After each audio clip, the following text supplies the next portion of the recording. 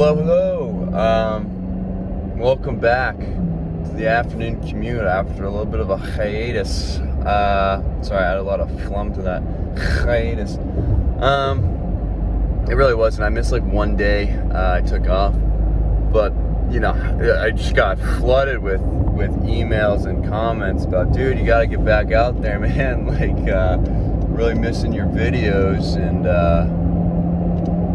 Just couldn't do it down. Like that Thursday video ruined my life that it never showed up. So here I am again, just doing the Lord's duty of producing content for the NBA community. Anyway, I want to talk about a team out west called the Los Angeles Clippers. After video surfaced of Kawhi and Paul George just being ecstatic about the new announcement of a new stadium. To be fair, I don't really understand why you have like a halftime show or whatever for the unveiling of a new stadium. I also don't understand why you have just like a generic dance crew that would just be at a wedding or something. I feel like I don't know what the deal's, billions of dollars. I don't know how they couldn't shell out a little more for an actual performer or something that might interest Kawhi and Paul George a little bit more than just feeling obligated to show up to this thing. And to be fair, Kawhi probably wouldn't look excited no matter who was performing. But that aside, let's talk more X and O's on the court and check out this roster. Made a trade for Eric Bledsoe, bringing him back to LA in exchange for Rondo Beverly. I don't hate it. Eric Bledsoe obviously is a pretty flawed player, as we've seen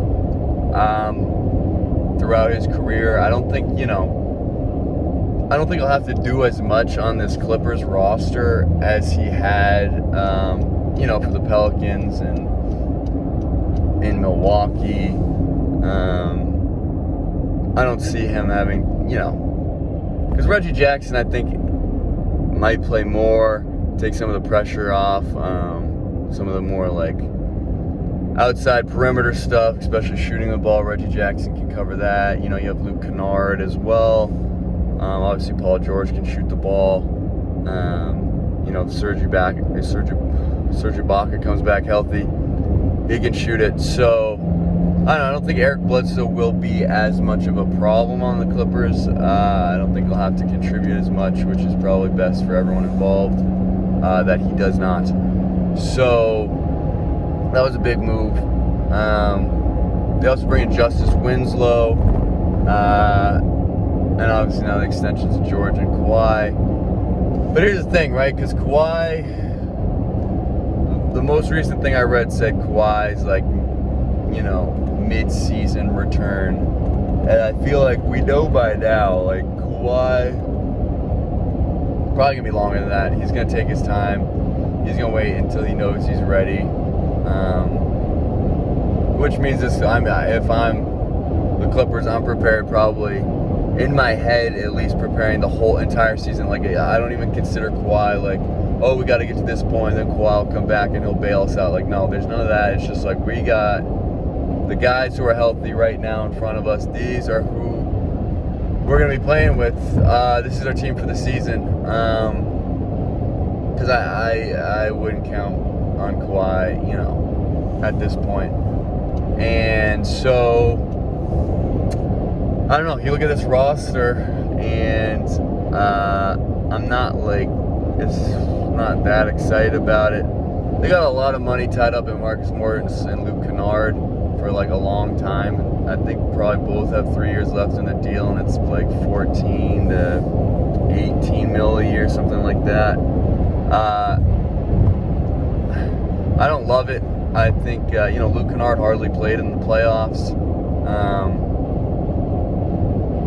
Although, did you see that video this offseason of him just making half-court shots, and everyone was bro, the average NBA player is way better than the average person. I still don't understand, like, do people think that they could, like, D-up Luke Kennard in, like, at the Y or, like, at LA Fitness? Because, like, you understand, he's, like, 6'5" or something. Like, you're not... It's going to be very difficult for you to play defense on him. I don't know who all these people are that are, like, walking around thinking that they can just, like, could, like, make it... Or make it difficult for an NBA player to score on them. Like, I think it's really telling about the egos of this country and the individuals that dwell within it. Not really. I mean, it was an impressive video, and I think Luke Kennard's getting paid enough that and I don't know. I think they're gonna miss Patrick Beverley. I don't love the guy. He's a little bit of a rat.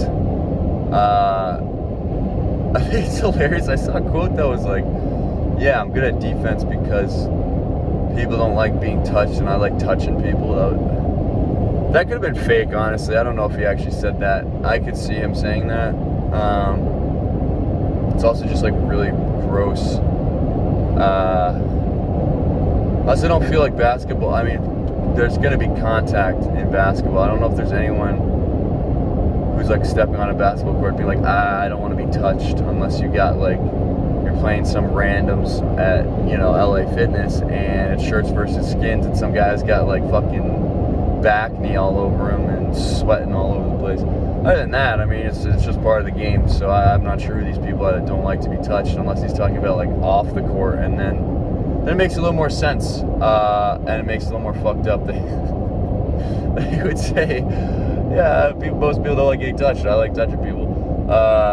It's fucked. But they're going to miss Patrick Beverley. I think, Moore is just like a personality as an obvious grit and grind guy. Eric Bledsoe's kind of like that. I don't know if he's at, like, it's not the same brand of, like, grit and grind so much. So I think they'll miss him a little bit. I think defensively, I mean, this team, you would think this team could hold their own. So they have that. I feel like it's going to be a lot of like 105 to 98 type games with this team. It's tough because in the West and just the NBA in general, it's like if you're going to make the playoffs, you kind of need two like all-star, borderline all-star players, especially in the West. Sorry, I'm yawning like a lot. And so without Kawhi, you're looking at, you got one with Paul George, and I don't even know who your second best player is on this team. Like,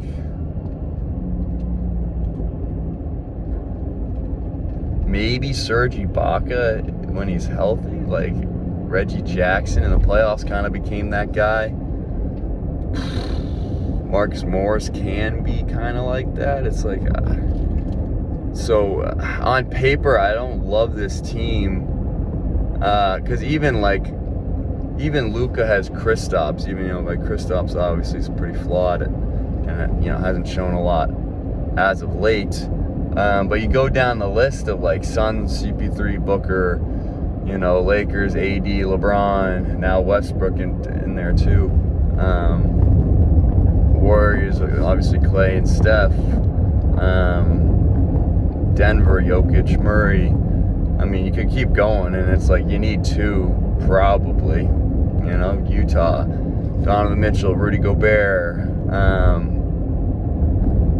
And it's just gonna be on Paul George, I guess. And whatever Kawhi does come back, then it's just a matter of the playoffs. And they just gotta get there, get into the play-in. I mean, you don't really want to you want to be top 6. If I'm them, you got to go top 6. They're probably, best case scenario, they're like 4, 5, 6. And Kawhi comes back mid-season. That's what you have to be aiming for. I don't know, like Nicholas Batum has another year on him. And he was good enough. I mean, like, no one expected anything from him, so when he actually started, like, being, like, kind of playing key minutes and doing the little things for this team, everyone was like, oh wow, Nicholas Batum, like he totally just like was a bum on the Hornets, and now is like trying. But you know, now we expect that from him, and kind of they need that from him. So that's kind of an important piece to all this as well. And I think, you know, Serge Ibaka getting healthy, that's a major point too. Because everything he can provide from a shot blocking and kind of a stretch the floor standpoint is important. So I don't know. It's tough because Jesus. Because clearly Steve Ballmer's all in. Person was looking at me weird.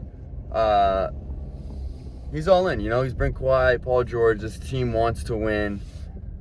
Doc Rivers has the pedigree.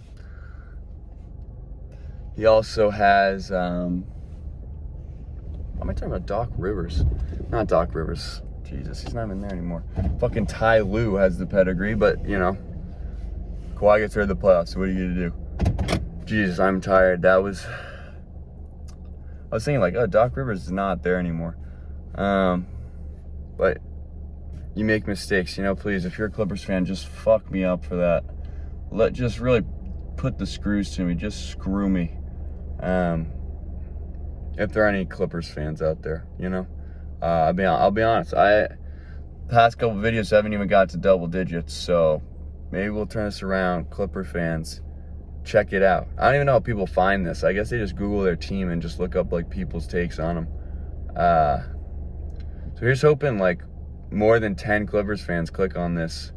That'd be cool. I feel like I like did something. But other than that, like Kawhi Leonard, take care of yourself. You guys take care of yourselves. Take it easy. And I'll see you next time.